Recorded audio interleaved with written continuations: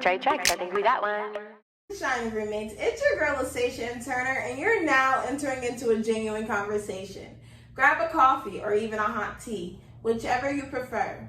Please join alongside me as we speak about different topics or diverse personalities. Now open up your mind and curiosity as we speak about the topic mind over matter. Before we jump into the topic, I would love to define the two words mind as well as matter, and then I would love to define the phrase mind over matter. The word mind means the facility of consciousness and thought. The word matter means something that evokes a specific feeling. The phrase mind over matter means the willpower to overcome a specific problem or a physical problem. Now, while researching, reading, and also watching topics revolving around mind over matter, I have learned it does help reduce mental health as well as purify happiness. Now, that we got through the index of it all, let's get into the topic mind over matter. Mind over matter is something great to have in your growth garden. If you listened last year, you heard me speak a little bit about the growth garden and a metaphor and what that metaphor means to me. I'll be speaking about it right now as well as in the future. Now, the growth garden is just like a regular garden. You have your tools, you have your seed, and you have your flower bed. The growth garden, basically your tools is something you want to see change within you or within your future. Now, your seed is what you want to change or what you're working on. And then the flower bed is essentially your life. Now, just like a lot of us, when we started our journey in life to make sure we become the best we can be every day, we call that a life journey, a growth journey, or just even a journey. And that's what your growth garden essentially is. You are basically planting seeds, and every milestone you hit, your flower blossoms in your journey. Now, what we all started with is to love yourself. I know one of the journeys I went through was to love myself.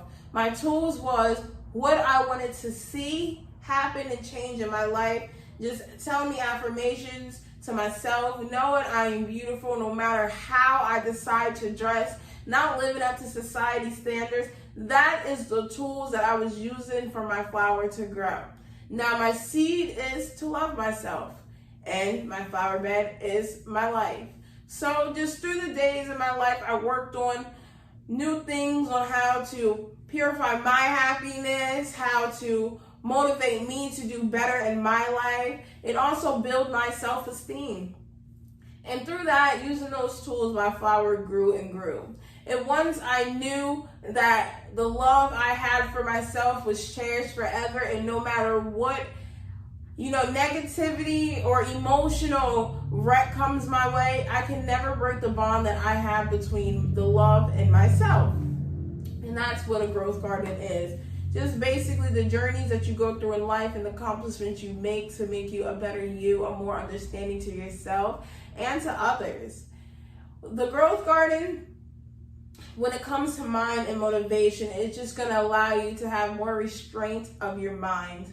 Practicing mind over matter allows you to have self-control with your emotions, as well as allow you to live in the now. And that's how mind over matter works when it comes to mental health. A lot of people don't know how to live in the now. A lot of people don't know how to, have a cognitive thinking, a cognitive thought, clear mind. I know I struggle with that a lot, and that just heightened anxiety for me. I didn't know how to live in the now. I always wanted to know what 5 years looked like tomorrow. And that was a huge challenge for me, and planting the seed of mind over matter in my life allowed me to take things day by day, knowing that if something isn't accomplished today, at least I tried. Mind over matter is allowed me to push myself to the best of my ability without the uncontrollable emotions that I go through making the decision for me. Mind over matter allowed me to control my emotions as well. So speaking about emotions and identifying mind over matter, I just want to jump into my first reference, which is the TED Youth. Maya had spoke about basically how mindfulness practicing mind over matter creates mindfulness, and mindfulness allows you to be more productive and happier. She also said that a way that you know to implicate mind over matter in your life is when your mind is overfilled with thoughts and consumed with thoughts at once. It is hard to handle. And one tool you can use to work on that issue is selective thinking. Selective attention, selective thinking. And selective attention is basically when a lot of things consume your mind, you pick the most important, you pull it out, and you focus on that. And once you achieve it, you go to the second. And you just allow that to be repetitive in your life. And that is taking things day by day, allowing your mind to slow down and catch up to the 24 hours you only have in a day. So with that, she also gave us a little science history behind how meditation became a tool to practice mind over matter. She spoke about the monks and how they were just going through a lot of issues just like everyone else, no matter what time it was. That time period had some issues. She also speaks about how scientists found gray matter around their brain, and that gray matter was related to stress. Now, just unintentionally, they decided to meditate. And with that meditation, the scientists have found that the gray matter actually had decreased around the brain.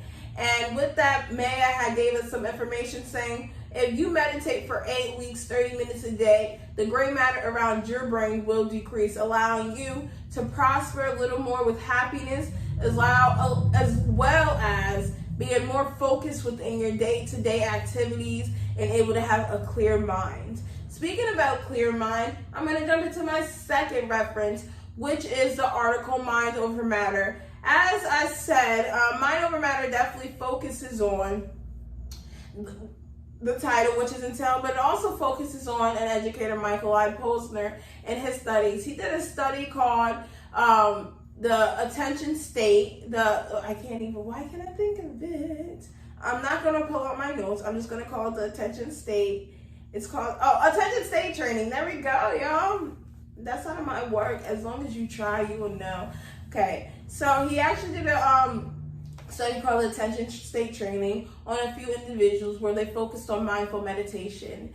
And in that mindful meditation, they really did, the training was called mindful meditation, and they focused on the nature of attention as well as people's, physical behavior.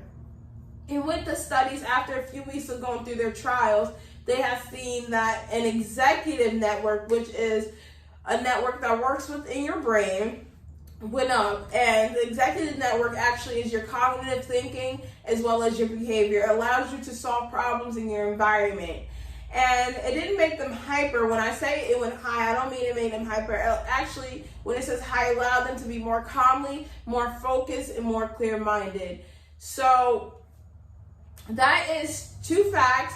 And if you don't believe me, hopefully your curiosity has opened for you to look into the references I have mentioned, because both of them have mentioned how meditation relates to the reduce of stress as well as a tool to help you achieve mind over matter.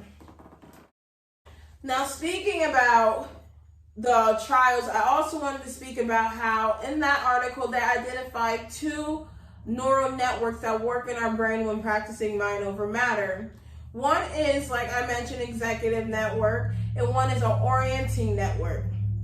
The orienting networks help orient to the external stimuli, which is your stimulus.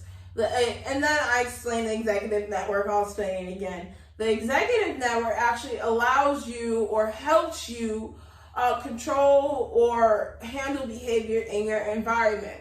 So both of them relates to mind over matter because it helps you relax, focus, and allows you to focus on the now.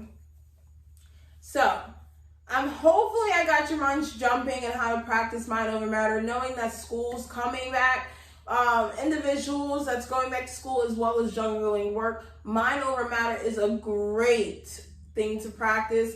It allows you to focus on what's going in your time, meaning like if you're in school, that's your time to focus on your school. It also allows you to focus on work when work comes at hand and when you have free time. Mind over matter allows you to become more organized and more scheduled with your life. It allows you to have restraint of the mind, and it purifies your happiness. Hopefully, today's conversation opened up your mind to research a little bit about mind over matter and how it can help your mental health. Until next time, roommates, it's your girl, Lastacia M. Turner. Trade checks, I think we got one.